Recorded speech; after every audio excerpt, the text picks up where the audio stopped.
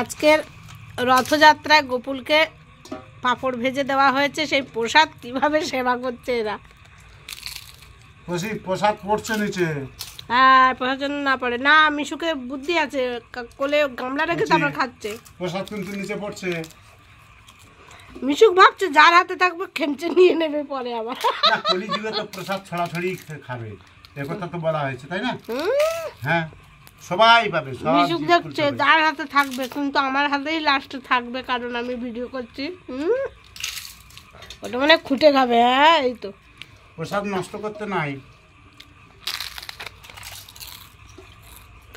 তোমরা শুধু দেখো।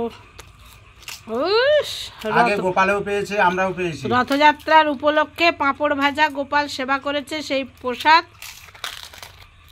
গোপালের ভাই আর বাবাই সেবা করছে। এবার কায়দাটা দেখো, মুখ দিয়ে পড়ে যাচ্ছে বন্ধু।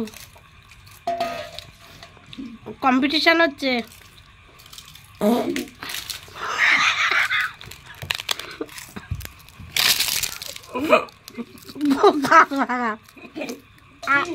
আমি তো দিয়ে দিতাম, খামচালিয়ে নিচে পড়ে গেল, আমি তো দিয়ে দিতাম। আমাকে তো সব নিয়ে নিয়েছে। দেখো, বলা হয়েছিল যার লাস্টে থাকবে তাকে দিতে হবে। আমার কাছে নিয়ে নিল, এই যে কত পড়ে গেল। আমি তো এমনি খেতে পারি না, দিয়ে দেবো। বস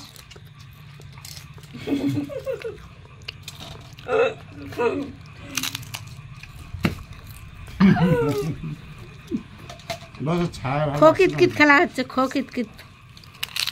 দেখো, এবার হাত চেটে খাবে।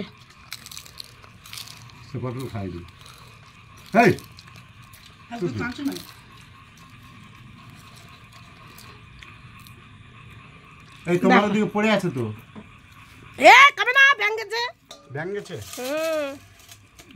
এই দেখো, এটাও চেটে খাচ্ছে লাস্টে। তুলসী পাতাটা কে খেলো দেখি? তুলসী পাতা খাবে